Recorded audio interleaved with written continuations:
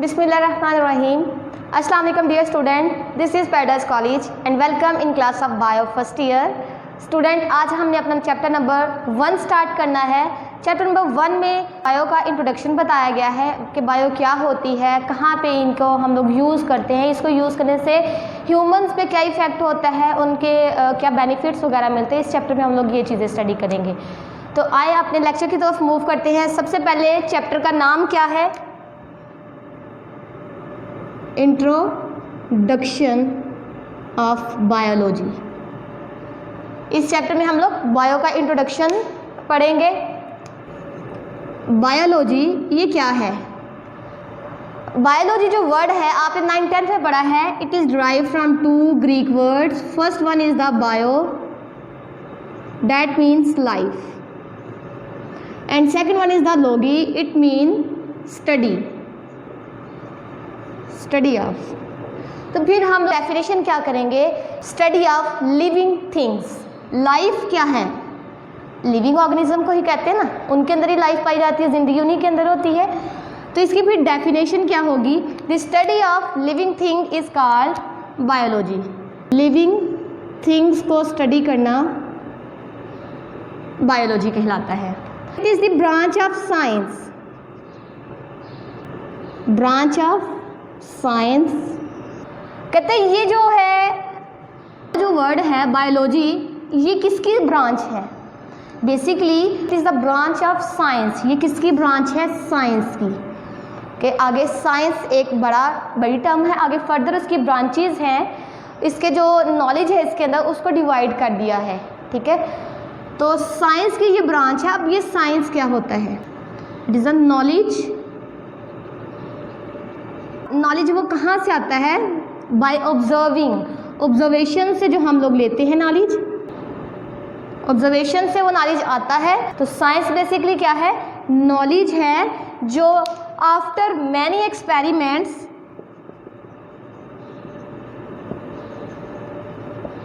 जो रिजल्ट्स इनके आते हैं, कंक्लूजन्स आते हैं, जो रिजल्ट्स आते हैं उसको हम लोग साइंस कहते हैं। तो बेसिकली नॉलेज तो डिफरेंट टाइप का होता है स्टूडेंट्स। तो साइंस में हम लोग उन इंफॉर्मेशंस को लेते हैं, उस नॉलेज की बात करते हैं जो एक्सपेरिमेंटली प्रूफ हुआ होता है। साइंस के अंदर जितनी भी चीज़ें हम लोग डिस्कस करते हैं वो एक्सपेरिमेंट से वो प्रूफ किए होते हैं, सारी की सारी इन्फॉर्मेशन जो नॉलेज होता है। तो हम लोग जब तक यहाँ पे एक्सपेरिमेंट का वर्ड यूज़ नहीं करेंगे तब तक हम लोग उस इंफॉर्मेशन को, उस नॉलेज को साइंस के अंदर इंक्लूड नहीं करते। तो वो आर्ट्स वगैरह में आता है जैसे। ठीक है, तो फिर हम लोग साइंस को क्या कहते हैं? ये ऐसा नॉलेज होता है जो हमारे पास आता है आफ्टर मैनी एक्सपेरिमेंट, और फिर जो हमारे पास एक्सपेरिमेंट के बाद रिजल्ट आते हैं उसको हम लोग पब्लिश भी कर सकते हैं। तो जो पब्लिश करके इन्फॉर्मेशन हमने लोगों तक पहुँचाई है, डैट इज़ द साइंस। ठीक है, उसको नॉलेज को हम लोग साइंस का नाम देते हैं। नेक्स्ट देखें कि ये ऐसी ब्रांच है साइंस की जो हमें मदद देती है कि हम लोग नेचर को अंडरस्टैंड कर सकें। साइंस क्या है? Way of understanding nature. कि फिर साइंस की वजह से हम लोग नेचर को बड़े प्रॉपरली उसको अंडरस्टैंड कर सकते हैं, समझ सकते हैं। अब नेचर क्या है स्टूडेंट? नेचर कोई भी इवेंट्स, कोई भी चीज़ जिसमें ह्यूमंस का, इंसानों का अमल दखल ना हो, जो अपनी असली हालत में मौजूद हो, उसको हम लोग नेचर का नाम देते हैं। ठीक है, any events, any substance, event, कोई भी चीज़, मटेरियल कह सकते हो या इवेंट कह सकते हो, without interfere of human.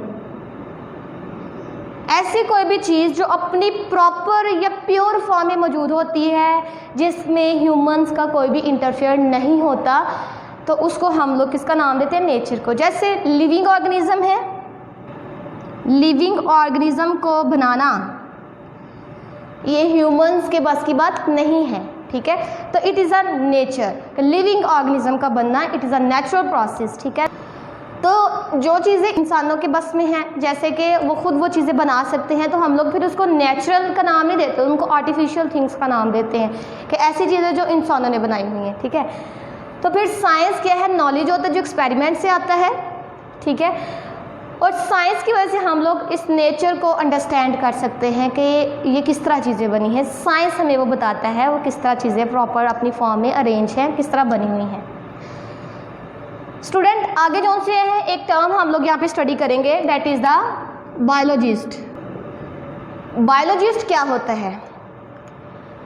Biologist कोई भी पर्सन जो लिविंग ऑर्गेनिज्म को स्टडी करता है, ठीक है, जो लिविंग ऑर्गेनिज्म लाइफ के बारे में पढ़ रहा है, उस पर्सन को हम लोग फिर किसका नाम देते हैं? बायोलॉजिस्ट का नाम देते हैं। The person who study about life या अबाउट लिविंग थिंग्स। कोई पर्सन जो लिविंग थिंग्स को स्टडी करता है उसको हम लोग बायोलॉजिस्ट का नाम देते हैं। तो जो बायोलॉजिस्ट होते हैं ये कोशिश करते हैं, they strive to understand, explain, integrate and, तो कहते हैं जो एक बायोलॉजिस्ट होता है जो लिविंग ऑर्गेनिज्म के बारे में पढ़ा होता है, दे स्ट्राइव, वो कोशिश करते हैं, वो कोशिश करता है कि क्या कर सके, लिविंग ऑर्गेनिज्म के रिलेटेड जो चीज़ें हैं, इंफॉर्मेशन है, उसको अंडरस्टैंड कर सके, उसको पहले समझे, फिर वो जब समझ लेता है फिर उस चीज़ को एक्सप्लेन करने की कोशिश करता है, उसकी वजाहत करता है कि ये चीज़ क्या है, फिर इंटीग्रेट करता है, फिर बहुत ज़्यादा डिफरेंट एक्सपेरिमेंट करके डिफरेंट लोगों से पूछ के इन्फॉर्मेशन इकट्ठी करना, इंटीग्रेट करना, ठीक है, इंटीग्रेट करना, इकट्ठी करना, कलेक्ट करना। तो वो सारी इन्फॉर्मेशन को फिर क्या करता है, इंटीग्रेट करता है, कलेक्ट करता है, फिर उसको डिस्क्राइब करता है, मीन्स पब्लिश करता है। जो उसने मटेरियल सारा का सारा डिफरेंट वे से उसने अपने पास जमा किया है उसको फिर पब्लिश करता है, शाया करता है in the form of a book और रिसर्च पेपर। रिसर्च पेपर की फॉर्म में या किसी बुक की फॉर्म में उसको क्या करता है, डिस्क्राइब करता है। किनके रिलेटेड ये सारी चीज़ें होती हैं? To describe, to understand the living things. Living things के बारे में ये सारी चीज़ें, सबसे पहले जो चीज़ें लिविंग थिंग के रिलेटेड होती है उनको अंडरस्टैंड करता है, एक्सप्लेन करता है, फिर इंटीग्रेट करता है, फिर उसको डिस्क्राइब करता है in the form of a book और रिसर्च पेपर। Clear student? तो फिर हम लोग बायोलॉजी का लिटरली मीनिंग क्या होगा, ठीक है, तो इसका लिटरली मीनिंग ऑफ बायोलॉजी जो हमने पीछे भी डिस्कस किया है, क्या है? Study of life. Study of life, life के बारे में पढ़ना, that is the literal meaning of biology. लफ्जी मायने बायो का क्या होता है, बायोलॉजी का लफ्जी मतलब क्या है? Study of life. Clear student? Student अब नेक्स्ट देखें कि जो बायोलॉजी है वो सारी की सारी किसके रिलेटेड होती है? लाइफ के बारे में, लिविंग ऑर्गेनिज्म के बारे में। बायोलॉजी के बारे में कहा जाता है कि ये लिविंग ऑर्गेनिज्म के हर एस्पेक्ट्स के बारे में हमें इंफॉर्मेशन प्रोवाइड करती हैं। तो ऑलमोस्ट कह सकते हैं जितने भी एस्पेक्ट्स जो से हैं रिलेटेड विद लाइफ या लिविंग ऑर्गेनिज्म के रिलेटेड जितने भी इंफॉर्मेशंस होती हैं, जितनी भी लिविंग ऑर्गेनिज्म के रिलेटेड इंफॉर्मेशन होती हैं वो बायोलॉजी हमें उन इंफॉर्मेशन के बारे में बताती है, इंफॉर्मेशन उन एस्पेक्ट्स के बारे में देती है। एस्पेक्ट्स मतलब डिफरेंट पहलू जो उनसे होते हैं, डिफरेंट फील्ड्स के बारे में, डिफरेंट पार्ट्स के बारे में इंफॉर्मेशन प्रोवाइड करती हैं। अब हमने यहाँ पे ऑलमोस्ट का वर्ड यूज़ किया कि कुछ एस्पेक्ट्स लाइफ के ऐसे भी हैं कि मतलब कुछ जो चीज़ें लाइफ के ही रिलेटेड हैं लेकिन उनके आंसर्स हमें बायो प्रोवाइड नहीं करती, ठीक है, बट सम ऐसे भी एस्पेक्ट्स हैं जो related with life and biology can not give answer of these aspects. उनके बारे में हमें बायोलॉजी इंफॉर्मेशन नहीं देती, ठीक है, कांट गिव इंफॉर्मेशन। ऐसे कौन से एस्पेक्ट्स हैं जिनके बारे में बायोलॉजी हमें इंफॉर्मेशन नहीं देती? जैसे अगर हम लोग कहें व्हाट इज अ लाइफ, जिंदगी क्या है, ये क्वेश्चन जोन सा है किसके रिलेटेड है? लाइफ के रिलेटेड पूछा गया, लिविंग ऑर्गेनिज्म के बारे में पूछा गया है। उसके अलावा देखिए, why should there be a life? Life क्यों जरूरी है, क्यों है लाइफ? ठीक है, तो ये क्वेश्चन जो से है लिविंग ऑर्गेनिज्म मतलब लाइफ के ही रिलेटेड है, लेकिन बायोलॉजी जो सी है इन क्वेश्चंस के आंसर हमें प्रोवाइड नहीं करती, क्योंकि बायोलॉजी के अंदर हम लोग देखते हैं कि हम लोग लाइफ कैसे वर्क कर रही है। बायो के अंदर हम लोग किस चीज़ को स्टडी करते हैं कि हाउ लाइफ वर्क, के ज़िंदगी कैसे काम करती है, उसके बारे में हम लोग स्टडी करते हैं, ना कि इसके बारे में कि वो क्या है, कैसे है। ये चीज़ थी हम लोग स्टडी करते हैं। जस्ट हम लोग बायो के अंदर क्या स्टडी करते हैं? How life work.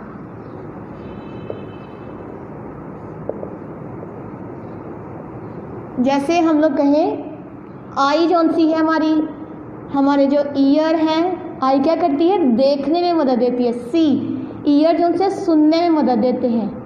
ठीक है, तो हम लोग बायो के अंदर क्या पढ़ेंगे कि आई कैसे हमें देखने में मदद देती है, ईयर जो से कैसे हमें सुनने में मदद देते हैं। अब अगर कोई आपसे कहे कि हमारे कान क्यों हैं, हालांकि ये लिविंग ऑर्गेनिज्म के रिलेटेड ही क्वेश्चन है, लेकिन हम लोग इसका आंसर नहीं देते। ठीक है, क्यों? क्योंकि हम लोग बायो के अंदर वो चीज़ें पढ़ते हैं, मतलब कैसे काम हो रहा है उसके रिलेटेड हम लोग पढ़ते हैं। तो फिर इन क्वेश्चंस का आंसर ऐसा नहीं कि इनके आंसर दिए ही नहीं गए, आंसर दिए हैं। जैसे फिलोसफर्स होते हैं, थियोलॉजिस्ट होते हैं, उन्होंने हमें इनके बारे में बताया, इनके आंसर्स प्रोवाइड किए कि लाइफ क्यों ज़रूरी है, ज़िंदगी क्यों होती है, ज़िंदगी क्या है। तो उन्होंने हमें इनके आंसर बताए, लेकिन बायोलॉजी जो सी है इनके आंसर्स हमें नहीं देती। ठीक है, क्यों नहीं देती? क्योंकि हमें बायो के अंदर पढ़ते हैं कि चीज़ें कैसे वर्क करती हैं, तो कैसे बिहेव करते हैं, ये सारी चीज़ें हम लोग बायो के अंदर पढ़ते हैं।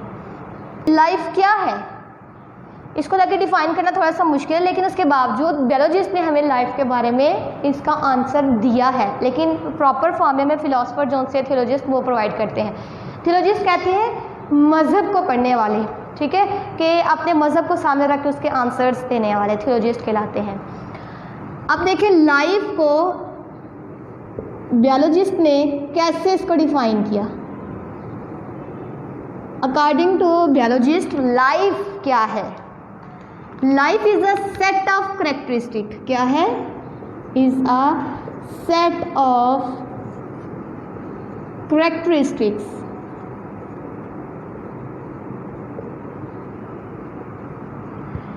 कि ज़िंदगी किसको कहते हैं? जिनके अंदर एक सेट मौजूद होता है, किनका? कैरेक्टरिस्टिक्स का। वो कैरेक्टरिस्टिक हम लोग आगे डिस्कस करते हैं, और इन कैरेक्टरिस्टिक की बेस पे हम लोग कहते हैं कि ये जो लिविंग ऑर्गेनिज्म है वो नॉन लिविंग से डिस्टिंग्विश होते हैं।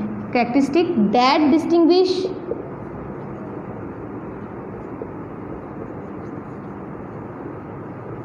Living things from non living things. Life क्या है? Is a set of characteristic, कि उनके अंदर कैरेक्टरिस्टिक का सेट मौजूद होता है। जिनके अंदर ये सेट मौजूद होता है उनको हम लोग लिविंग थिंग्स का नाम देते हैं, और इन सेट की बेस पे ये लिविंग थिंग जो सी है नॉन लिविंग थिंग से डिस्टिंग्विश होती है, मतलब उनसे फ़र्क उनके अंदर आता है। डिस्टिंग्विश करना डिफरेंट होती है। ठीक है, डिस्टिंग्विश मतलब उनमें उनसे डिफरेंट होती है नॉन लिविंग थिंग से। किसकी बेस पे? इन कैरेक्टरिस्टिक की बेस पे। अब वो कौन कौन सी कैरेक्टरिस्टिक हैं जो कि एक लिविंग ऑर्गेनिज्म के अंदर पाई जाती हैं? लिविंग थिंग्स के अंदर जो सेट ऑफ कैरेक्टरिस्टिक है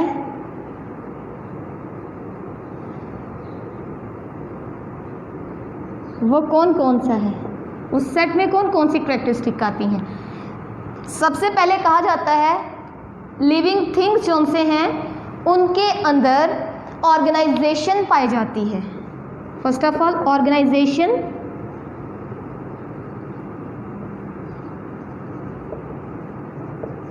ऑर्गेनाइजेशन मतलब तरतीब पाई जाती है। जैसे एटम से मॉलिक्यूल्स बनते हैं, फिर उनसे आगे further macro molecules, micro molecules बनते हैं, और फिर इन मैक्रो और माइक्रो मॉलिक्यूल से ऑर्गेनेलिस बनती हैं, ऑर्गेनेलिस से फर्दर सेल बनता है, आगे सेल से टिश्यू, टिश्यू से ऑर्गन, ऑर्गन से ऑर्गन सिस्टम। तो ये एक ऑर्गेनाइजेशन पाई जा रही है ना। तो कहते हैं जो लिविंग ऑर्गेनिज्म होते हैं उनके अंदर सबसे पहले ऑर्गेनाइजेशन पाई जाती है, तरतीब होती है, एक सीक्वेंस से उनके अंदर सारा काम हो रहा होता है। सेकंड देखें इनकी जो करैक्टरिस्टिक है, कम्प्लेक्स एंटिटीज़। ये जो ऑर्गेनिज्म होते हैं ये सिंपल नहीं होते, ये बहुत ज़्यादा कम्प्लेक्स होते हैं। क्यों? क्योंकि ये बहुत ज़्यादा कम्प्लेक्स एंटिटीज़ से मिलके बनते हैं। एंटिटीज़ मतलब मटेरियल चीज़ें, जैसे हमने अभी बात की है कि एटम्स से मिलके मॉलिक्यूल्स, हज़ारों के हिसाब से जो एटम्स हैं वो मिलते हैं, एलिमेंट्स बनाते हैं, फिर वो मैक्रो और बहुत ज़्यादा मैक्रो मॉलिक्यूल्स मिलते हैं तो फर्दर फिर वो ऑर्गेनाइज बनाना शुरू कर देते हैं। तो कहते हैं कि एक ऑर्गेनिज्म की बॉडी जोन सी है वो बहुत ज़्यादा कम्प्लेक्स एंटिटीज़ से मिलके बनती है। क्लियर? एंटिटीज़ मतलब चीज़ें। नेक्स्ट देखें, ये ऐसे ऑर्गेनिज्म होते हैं जो कि एक या एक से ज़्यादा सेल से मिलके बने होते हैं, मेड अप ऑफ वन और मोर सेल्स। हमने हिस्ट्री में पीछे देखा, चैप्टर नंबर 4 में डिस्कस किया था कि जिनके अंदर सेल मौजूद होगा उसको हम लोग लिविंग ऑर्गेनिज्म या लिविंग थिंग का नाम देते हैं। तो ये जो लिविंग थिंग्स होती हैं ये सेल से मिलके बनती हैं। अब इनके अंदर सेल एक भी हो सकता है या एक से ज़्यादा भी सेल होते हैं इन लिविंग ऑर्गेनिज्म की बॉडी के अंदर। अगर एक सेल है इनकी बॉडी के अंदर तो उन लिविंग ऑर्गेनिज्म को हम लोग यूनिसेलुलर का नाम देते हैं, और अगर एक से ज़्यादा सेल है इनकी बॉडी के अंदर तो उनको हम लोग मल्टी सेलुलर ऑर्गेनिज्म का नाम देते हैं। Clear student? फोर्थ जो करैक्टरिस्टिक है वो क्या है? Acquire and use energy. ये ऐसे ऑर्गेनिज्म होते हैं जिनको एनर्जी चाहिए भी होती है और फिर उस एनर्जी को यूज़ भी करते हैं टू परफॉर्म देयर एक्टिविटीज़।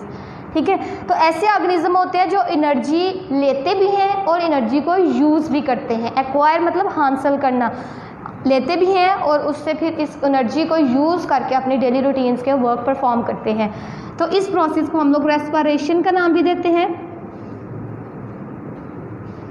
ठीक है, फिफ्थ पॉइंट क्या है इनके अंदर? ऐसे ऑर्गेनिज्म होते हैं जिनके अंदर चीज़ें बन भी रही होती हैं और चीज़ें टूट भी रही होती हैं, मतलब चीज़ों की तोड़ फोड़ भी होती है और चीज़ें बन भी रही होती हैं। तो केमिकल रिएक्शंस इनके अंदर होते हैं और इन केमिकल रिएक्शंस को हम लोग कहते हैं मेटाबॉलिक प्रोसेस। तो इनकी बॉडी के अंदर मेटाबॉलिक प्रोसेस होते हैं। मेटाबॉलिक में दो चीज़ें आती हैं, कैटाबॉलिज्म एंड एनाबॉलिज्म। चीज़ों का टूटना, छोटे छोटे पीसीज में एक लार्ज मॉलिक्यूल का छोटे छोटे पीसीज में टूट जाना, या छोटे छोटे पीसीज का मिलके एक लार्ज स्ट्रक्चर बनाना। ठीक है, ये किस में आता है? मेटाबॉलिक प्रोसेस के अंदर होता है ये सारा ही। नेक्स्ट देखिए, ये ऐसे ऑर्गेनिज्म होते हैं जो क्या करते हैं, अपने इंटरनल इन्वायरमेंट, जैसे इंटरनल इन्वायरमेंट कौन सा होता है? बॉडी के इनसाइड इन्वायरमेंट है। ठीक है, इंटरनल इन्वायरमेंट को भी ये मेंटेन रखते हैं। जैसे अगर बात करें तो हमारी बॉडी का टेम्परेचर 37 डिग्री सेंटीग्रेड होता है, उसको मेंटेन रखना। ठीक है, इंटरनल अगर इससे कम या ज़्यादा हो जाएगा तो ये हमारे लिए नुकसानदेह होता है। तो इसलिए कहते हैं कि अपनी बॉडी के इंटरनल इन्वायरमेंट को भी क्या करते हैं? मेंटेन रखते हैं। नेक्स्ट कौन सी है? ये ऐसे ऑर्गेनिजम्स होते हैं जो रिप्रोड्यूस कर सकते हैं। रिप्रोड्यूस, जिनके अंदर एबिलिटी होती है रिप्रोड्यूस, प्रोड्यूस करना, पैदा करना, री अगेन। कहते हैं ये ऐसे ऑर्गेनिज्म होते हैं जो अपने ही जैसे ऑफस्प्रिंग को प्रोड्यूस करते हैं। ठीक है, ऑफस्प्रिंग प्रोड्यूस करते हैं। ऑफस्प्रिंग अपने ही जैसे इंडिविजुअल्स को प्रोड्यूस करते हैं और ये जो इनके ऑफस्प्रिंग होते हैं बिल्कुल इन जैसे होते हैं, सेम लाइक देमसेल्व्स। जैसे ह्यूमंस के जो बेबीज़ हैं ह्यूमंस की तरह के होते हैं, हैन के जो चिक्स होते हैं हैन की तरह के होते हैं। तो ऑफस्प्रिंग प्रोड्यूस करते हैं जो बिल्कुल ही उन जैसे होते हैं। That is our reproduction. ठीक है, नेक्स्ट कौन सा है कि they have ability to respond against the change in the environment. कि इनके अंदर एबिलिटी होती है कि ये इन्वायरमेंट में जो चेंज आ रहा है उसके मुताबिक अपनी बॉडी में चेंज लाया जा सके, ठीक है। दैट इज़ द रिस्पॉन्ड, कि अगर इन्वायरमेंट में चेंज आ रहा है तो अपनी बॉडी को उस इन्वायरमेंट के लिहाज से एडजस्ट कर सके, दैट इज़ द रिस्पॉन्डिंग। तो इनके अंदर क्या होता है, एबिलिटी होती है किस चीज़ की, रिस्पॉन्ड करने की। रिस्पॉन्ड वैसे तो हम लोग कहते हैं जवाब देना, आंसर करना, ठीक है। किसके रिलेटेड कर रहा है, अगर उसके इन्वायरमेंट में चेंज आ रहा है,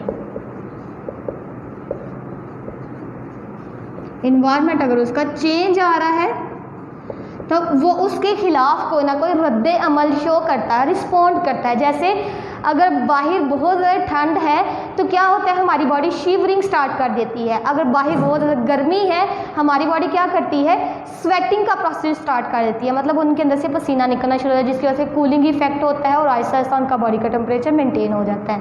तो कहते हैं अगर उनके इन्वायरमेंट जो सा एक्सटर्नल इन्वायरमेंट चेंज हो रहा है, तो उनकी जो बॉडी होती है, ऑर्गेनिज्म, ये लिविंग ऑर्गेनिज्म जो से हैं, उस चेंज के खिलाफ रिस्पॉन्ड शो करते हैं। तो that is the characteristic of a living thing, ठीक है। आगे जो लिविंग ऑर्गेनिज्म होते हैं वो क्या करते हैं, grow in size, they have ability to increase their length, ये अपनी जो सी है लेंथ या साइज को इंक्रीज करते हैं, ठीक है। ये लिविंग ऑर्गेनिज्म की एक कैरेक्टरिस्टिक है। उसके अलावा कहा जाता है कि लिविंग ऑर्गेनिज्म के अंदर जेनेटिक मटेरियल मौजूद होता है। जेनेटिक मटेरियल मतलब डीएनए वगैरह, जीन्स वगैरह पाई जाती हैं जो इनके डिफरेंट करेक्टर को कंट्रोल करके, जैसे आई कलर कौन सा है, हेयर कलर कौन सा है, स्किन कलर कौन सा है, तो वो कौन कंट्रोल करता है, जीन्स।